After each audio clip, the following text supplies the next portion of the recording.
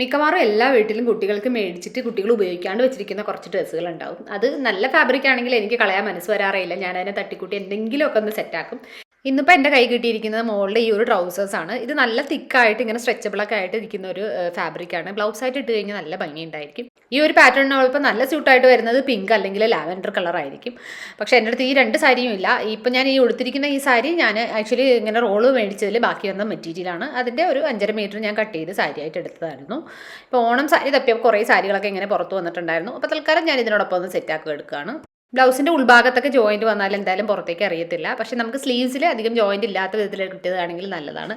അപ്പോൾ ഞാൻ ആദ്യം ഇതിൻ്റെ സ്ലീവ്സാണ് കട്ട് ചെയ്തെടുക്കുന്നത്. അതിന് വേണ്ടിയിട്ട് ഈ ബോർഡറൊക്കെ ഞാനൊന്ന് ഓപ്പൺ ആക്കി എടുക്കുന്നുണ്ട്. എന്നിട്ട് ഈ ഭാഗത്തു നിന്ന് ഞാനിങ്ങനെ സ്ലീവ്സ് കട്ട് ചെയ്തെടുക്കുന്നുണ്ട്. എൻ്റെ പഴയൊരു ബ്ലൗസ് എടുത്ത് വെച്ച് ട്രേസ് ചെയ്ത് വേഗത്തിൽ ഇങ്ങനെ കട്ട് ചെയ്തെടുക്കുകയാണ് ചെയ്യുന്നത്. പിന്നെ ഈ ട്രൗസേഴ്സിൻ്റെ താഴ്ഭാഗം ഓൾറെഡി ഇങ്ങനെ ക്ലോസ് ചെയ്ത പോർഷൻ ആയതുകൊണ്ട് നമുക്ക് പിന്നെ എക്സ്ട്രാ മാർജിനൊന്നും ഇടേണ്ട ആവശ്യമില്ല. ജസ്റ്റ് ഞാൻ ആ ഒരു സ്ലീവിൻ്റെ മെഷർമെൻറ്റ് ഒന്ന് മാർക്ക് ചെയ്യുന്നുണ്ട്. പിന്നെ സ്ലീവിൻ്റെ ഷേപ്പായിട്ട് ഇങ്ങനെ ഒന്ന് കട്ട് ചെയ്തെടുക്കുന്നുണ്ട്. പിന്നെ ബെൽറ്റിലുള്ള ലൂപ്പുകളൊക്കെ ഞാൻ കട്ട് ചെയ്ത് വെക്കുന്നുണ്ട്. ചെയ്ത് വരുമ്പോൾ എന്തെങ്കിലുമൊക്കെ പാറ്റേൺ ചെയ്യണമെന്ന് തോന്നുവാണെങ്കിൽ ആ സമയത്ത് നമുക്ക് യൂസ് ചെയ്യാം. അപ്പോൾ ഇതൊക്കെ ഒന്ന് കട്ട് ചെയ്തെടുത്തിട്ട് ഞാൻ ഈ കാൽഭാഗവും അതിൻ്റെ ആ ക്രോച്ച് ഏരിയയൊക്കെ ഇങ്ങനെ കട്ട് ചെയ്തിട്ട് മൊത്തത്തിൽ ഇതിനെ ഞാനൊന്ന് ഓപ്പൺ ആക്കി എടുത്തിട്ടുണ്ട്. പിന്നെ ഞാൻ ഇതിൻ്റെ ബെൽറ്റും കൂടി കട്ട് ചെയ്തെടുത്തിട്ടുണ്ട്. ഈ ബെൽറ്റൊക്കെ നമുക്ക് മാറ്റി വെക്കാം. ഹൂക്ക് കൈ ഇങ്ങനെയൊക്കെ വെക്കുന്ന ഭാഗത്തൊക്കെ ചെറിയ ബാൻഡുകൾ വേണ്ടി വരും. അതിന് വേണ്ടിയിട്ട് നമുക്കിത് യൂസ് ചെയ്യാം. പിന്നെ ഇപ്പോൾ ഈ ഒരു ക്രോച്ചിൻ്റെ ഭാഗത്ത് കറക്റ്റ് ഈ ഒരു കർവ് വരുന്നത് കാരണം നമുക്ക് ആം ഹോൾ ഇവിടെ സെറ്റ് ചെയ്ത് കൊടുക്കാം. ആദ്യം ഞാൻ കട്ട് ചെയ്തെടുക്കാൻ പോകുന്നത് ബാക്ക് പോർഷനാണ്.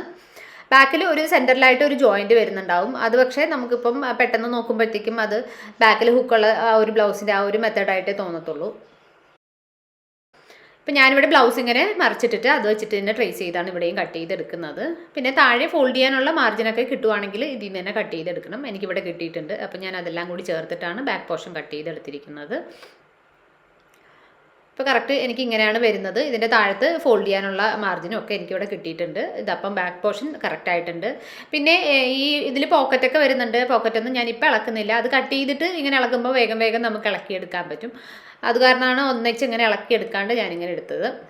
ഇപ്പോൾ നമ്മൾ ബാക്ക് പീസ് കട്ട് ചെയ്തെടുത്തിരുന്നത് ട്രൗസറിൻ്റെ ബാക്ക് സൈഡിൽ നിന്നാണ്. ഇനി ഫ്രണ്ടിലെ 2 പീസിൽ നിന്നാണ് നമ്മൾ ഫ്രണ്ട് പോർഷൻ കട്ട് ചെയ്തെടുക്കാൻ പോകുന്നത്. ബാക്ക് പീസ് വെച്ചിട്ട് തന്നെ ട്രേസ് ചെയ്തെടുത്തിട്ടുണ്ട്. ഇവിടെ എന്തായാലും നമുക്ക് ഷോർട്ടേജ് വരും. അപ്പോൾ സൈഡിൽ നമ്മൾ എക്സ്ട്രാ പീസ് വെച്ച് കൊടുക്കേണ്ടി വരും. അധികം വണ്ണമൊന്നും ഇല്ലാത്തവരാണെങ്കിൽ നമ്മുടെ ബാക്ക് പീസിനേക്കാളും 1.5 ഇഞ്ച് താഴ്ത്തിയിട്ട് വേണം നമ്മൾ ഫ്രണ്ട് പീസ് കട്ട് ചെയ്യേണ്ടത്. ഇവിടെ എനിക്കത് കറക്റ്റായിട്ട് കിട്ടുന്നുണ്ട്. അപ്പോൾ ഞാൻ അതനുസരിച്ചിട്ട് ലെങ്ത് ഒരു 1.5 ഇഞ്ച് കൂട്ടിയിട്ടും ബാക്കിയുള്ളതെല്ലാം അതുപോലെ തന്നെ ട്രേസ് ചെയ്തതനുസരിച്ചും കട്ട് ചെയ്തിട്ടുണ്ട്. ഇനി ഇങ്ങനെ അഡ്ജസ്റ്റ്മെൻറ്റിലൊക്കെ ബ്ലൗസ് സ്റ്റിച്ച് ചെയ്യുന്ന സമയത്ത് എപ്പോഴും നമ്മൾ പ്രിൻസസ് കട്ട് ചെയ്യുന്നതാണ് എളുപ്പം. അതിനാകുമ്പോൾ വലുതായിട്ട് നമുക്ക് മെറ്റീരിയൽ ഇല്ലെങ്കിലും നമുക്കിങ്ങനെ കട്ട് ചെയ്ത് ജോയിൻ്റ് ആക്കിയിട്ട് ചെയ്തെടുക്കാൻ പറ്റും. ഇപ്പോൾ 32 മുതൽ 38 സൈസൊക്കെ ഉള്ളവർക്ക് നമ്മളിപ്പം പ്രിൻസസ് കട്ട് ചെയ്യുന്ന സമയത്ത് നമ്മൾ ഈ ഒരു ബസ്റ്റിൻ്റെ വിഡ്ത്ത് മാർക്ക് ചെയ്യുന്നത് 4 ഇഞ്ചാണ്. പിന്നെ ടക്ക് ലെങ്ത് നമ്മുടെ ഷോൾഡറിൽ നിന്ന് നമ്മുടെ ബസ്റ്റിൻ്റെ പോയിന്റ് വരേക്കുള്ള ലെങ്ത് അതും ഞാനിവിടെ മാർക്ക് ചെയ്ത് കൊടുത്തിട്ടുണ്ട്. ഇതിപ്പം സ്റ്റിച്ചിങ് മാർജിനൊക്കെ കൂടി കഴിഞ്ഞ് നമ്മൾ സ്റ്റിച്ച് ചെയ്ത് വരുമ്പോൾ ബസ്റ്റിൻ്റെ വിഡ്ത്ത് 7 റെഡി ആവുന്ന വിധത്തിലാണ് നമ്മൾ കട്ട് ചെയ്തിരിക്കുന്നത്. ഇവിടെ ഇപ്പോൾ ഞാൻ ആ ഒരു മാർക്ക് ചെയ്ത പോയിന്റും ആം ഹോളും തമ്മിൽ ഇങ്ങനെ ജോയിൻ്റ് ആക്കിയിട്ട് ഇങ്ങനെ ഒന്ന് കർവാക്കിയിട്ട് വരച്ചെടുത്തിട്ടുണ്ട്. പ്രിൻസസ് കട്ട് എങ്ങനെയാണ് ചെയ്യുന്നതെന്ന് മുന്നേ തന്നെ ഞാനൊരു വീഡിയോ അപ്ലോഡ് ചെയ്തിട്ടുണ്ടായിരുന്നു. അപ്പോൾ ഞാനതിൻ്റെ ലിങ്ക് താഴെ കൊടുക്കുന്നുണ്ട്. ഡൗട്ടുള്ളവർക്കുണ്ടെങ്കിൽ അത് നോക്കിയാൽ മതി. പിന്നെ ഓരോരുത്തരുടെയും സൈസ് അനുസരിച്ചിട്ടാണ് ഈ താഴത്തെ പോർഷൻ നമ്മൾ കട്ട് ചെയ്ത് കളയുന്നത്. ഇത് അത്യാവശ്യം നല്ല സ്ട്രെച്ചബിൾ മെറ്റീരിയൽ ആയത് കാരണം ഞാൻ ഇവിടെ ഒരു 3/4 ഇഞ്ചാണ് കട്ട് ചെയ്ത് കളഞ്ഞിരിക്കുന്നത്.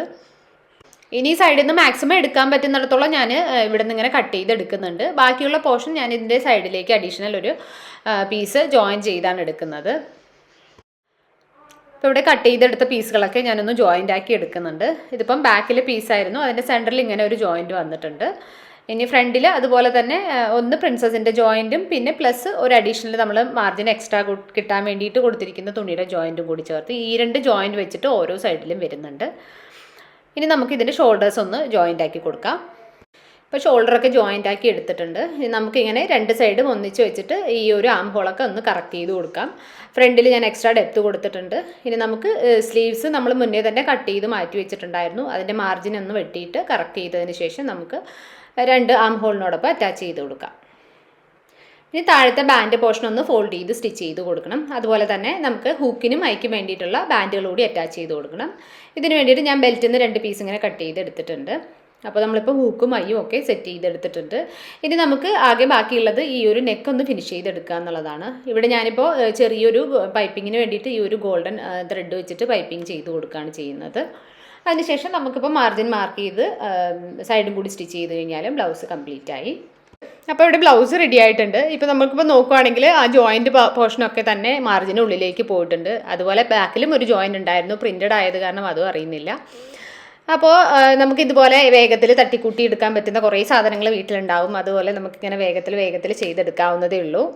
പിന്നെ പറ്റുന്നത് പോലെയൊക്കെ റീയൂസും റീസൈക്കിളും ഒക്കെ ചെയ്യേണ്ടത് നമ്മുടെയും കൂടി ഉത്തരവാദിത്തമാണല്ലോ. അപ്പോൾ പുതിയൊരു വീഡിയോ ആയിട്ട് കാണുന്നവരെ എല്ലാവർക്കും ബൈ ബൈ.